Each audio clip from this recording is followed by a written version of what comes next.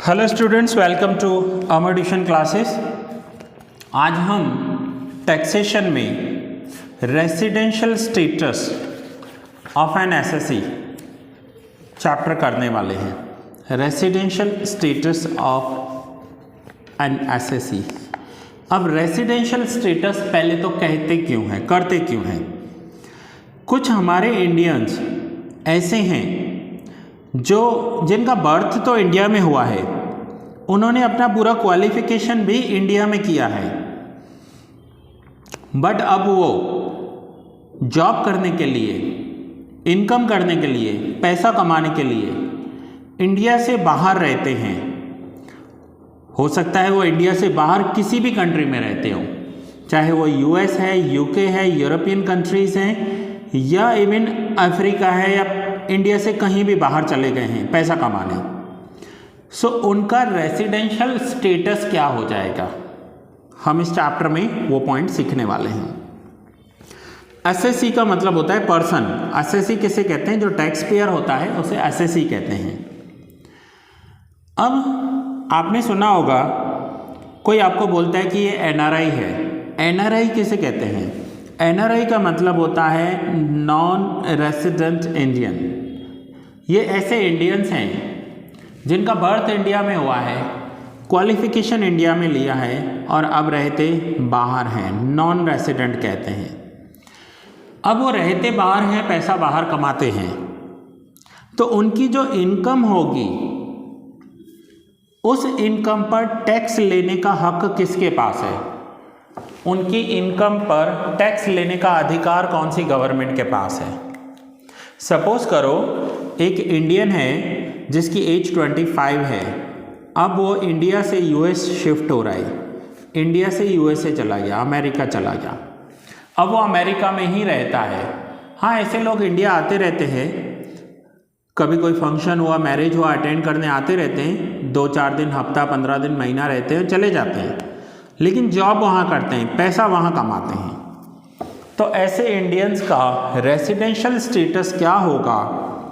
और अगर वो पैसा वहाँ कमा रहे हैं और वही पैसा इंडिया लेकर आए तो उन्हें टैक्स अमेरिका में देना होगा या इंडिया में देना होगा? इस चैप्टर में हम वो पॉइंट्स सभी के सभी सीखने वाले हैं।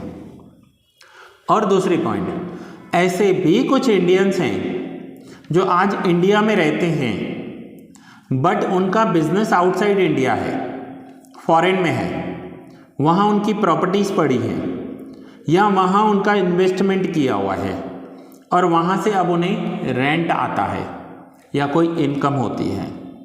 या कुछ ऐसे भी बिजनेसेस हैं जो हैं तो ओरिजिन इंडिया के बट उनकी ब्रांचेस वहाँ दी हुई है।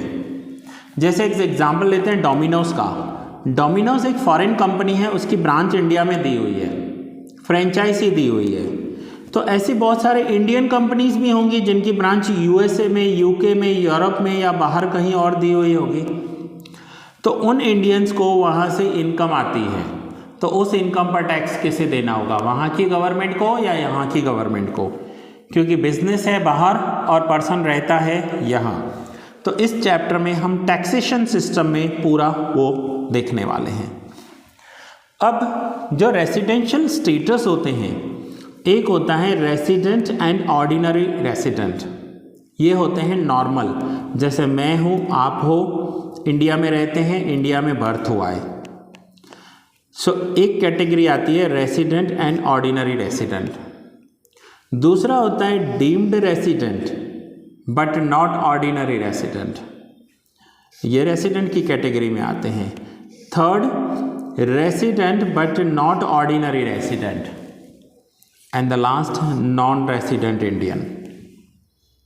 अब जो नॉन रेसिडेंट इंडियन है, मैनी ईयर से इंडिया के बाहर रह रहे हैं, यूएस में रह रहे हैं, आपने सुना होगा 20 साल से यूएस में रह रहा है, 25 साल से यूएस में रह रहा है, वहाँ का सिटीजनशिप है उनके पास।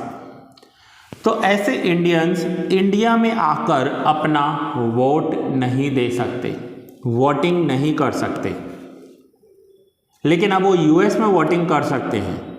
सो ऐसी बहुत सारी बातें होती हैं जो रेसिडेंशियल स्टेटस से डिसाइड होती हैं। अब हमें बेसिक कंडीशंस समझनी है रेसिडेंट होने के लिए।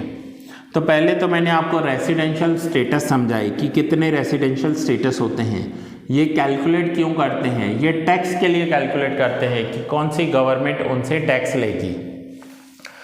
दूसरा एक एग्जांपल देता हूँ, बहुत सारे इंडिया के डॉक्टर्स ऐसे हैं जो महीने के 30 दिन में से 5-7 दिन अमेरिका जाते हैं, यूके जाते हैं, वहाँ जाकर सर्जरी करते हैं। ये एमडी एंड स्पेशलिस्ट होते हैं। 5 दिन में 5 लाख रुपया कमाकर वापस आ जाते हैं, या 5 दिन में 50 लाख रुपया कमाकर वापस इंडिया आ जाते हैं।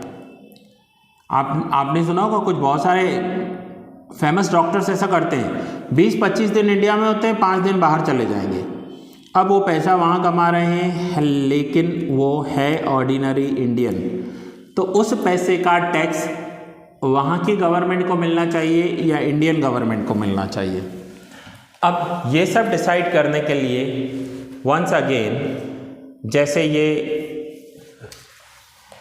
टैक्सेशन है तो इसमें हमें रूल्स समझने होंगे। सो आइए पहले हम रूल्स देखते हैं कि रूल्स क्या होंगे इसके।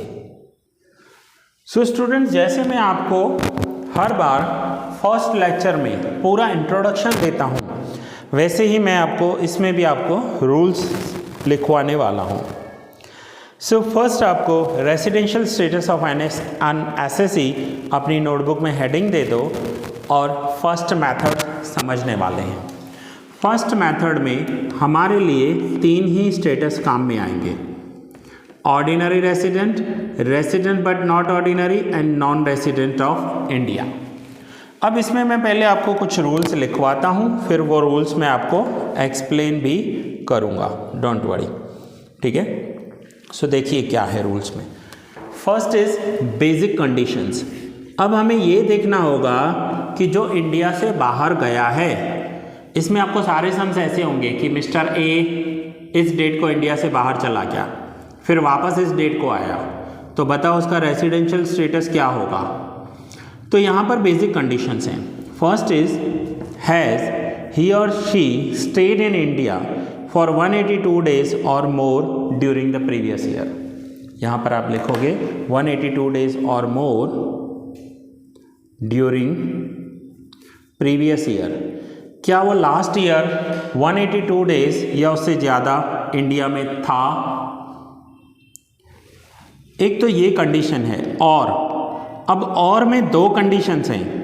इसका मतलब है या तो ये कंडीशन सेटिस्फाइड होनी चाहिए या फिर फर्स्ट एंड सेकंड ये दोनों सेटिस्फाइड होनी चाहिए। दूसरी कंडीशंस में है 60 days in previous year and 365 days in 4 years before previous year. Basic conditions हैं। अब फिर से समझते हैं कि कोई भी मिस्टर ए है, वो इंडिया से बाहर गया, तो हमें ये देखना है कि क्या वो लास्ट ईयर 182 डेज इंडिया में था। तो आपके 2 आंसर्स आएंगे, हाँ था या नहीं था। अगर है इंडिया में 182 डेज तो इट्स ओके, अगर नहीं है तो दूसरी कंडीशंस अप्लाई करेंगे, लेकिन दूसरी कंडीशन में दोनों कंडीशन सेटिस्फाइड होनी चाहिए। इसे हम डीप में ड्यूरिंग सम सीखेंगे जब हम सम करेंगे। 60 days in previous year and 365 days in 4 years before previous year, ये दोनों कंडीशन सेटिस्फाई होनी चाहिए। सो अब आप ये नोट डाउन कर लो, इसे हम कहेंगे बेसिक कंडीशंस। नाउ हो सकता है बेसिक कंडीशन सेटिस्फाइड हो, ये भी हो सकता है कि बेसिक कंडीशन सेटिस्फाइड ना हो। अब नेक्स्ट हमें अप्लाई करनी होगी एडिशनल कंडीशंस। एडिशनल कंडीशन में है was he resident in India for at least 2 years out of 10 years before previous year. क्या प्रीवियस ईयर के पहले वाले 10 साल में वो इंडिया में था, इंडिया का रेसिडेंट था, और वो भी कितना 2 ईयर्स, 10 ईयर्स में से 2 ईयर्स। ये रूल्स हैं, लॉज हैं, इससे ज़्यादा आप सम्स में प्रैक्टिकली सीखोगे जब मैं आपको सम्स करवाऊँगा कि ये पर्सन कब आया कब गया। एंड सेकंड है, जब भी एंड हो यानी ये दोनों कंडीशन एक साथ सेटिस्फाइड होनी चाहिए, और अगर और लिखा हुआ है तो दोनों में से कोई भी एक सेटिस्फाइड होनी चाहिए, ऐसा है। फिर से बता रहा हूँ, अगर यहाँ और लिखा है फर्स्ट और सेकंड तो दोनों में से कोई भी एक कंडीशन सेटिस्फाइड होगी, चलेगा। बट बीच में एंड लिखा हुआ है तो दोनों कंडीशन सेटिस्फाइड होना ज़रूरी है। नाउ एंड में है, has he stayed in India for at least 730 days out of 7 years before previous year. क्या वो 730 days इंडिया में था out of 7 years before previous year? अगर था तो यहाँ पर हमें लिखना है यस, नहीं था तो लिखना है नो। फिर हम अपने कंक्लूजन पर आते हैं। सो स्टूडेंट्स, अभी के लिए आप ये कंडीशंस लिख लो अपनी नोटबुक में। Basic conditions and additional conditions आपको याद होनी चाहिए। तो ये था फर्स्ट मेथड। फर्स्ट मेथड में हमें ये कंडीशंस हैं। नाउ अब हम सेकंड मेथड की बात करें कि कंप्यूटेशन ऑफ टोटल इनकम। तो सेकंड में है ordinary resident, all incomes are taxable.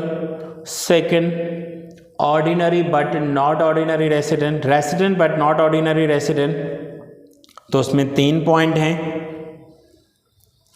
Any income arise in India और arise due to India. Second, any income received in India. And third, any income earned from business और profession outside India but head office of such business is in India. And third is non resident of India, जिसमें A and B same as above written in second point, A और B इस दोनों के।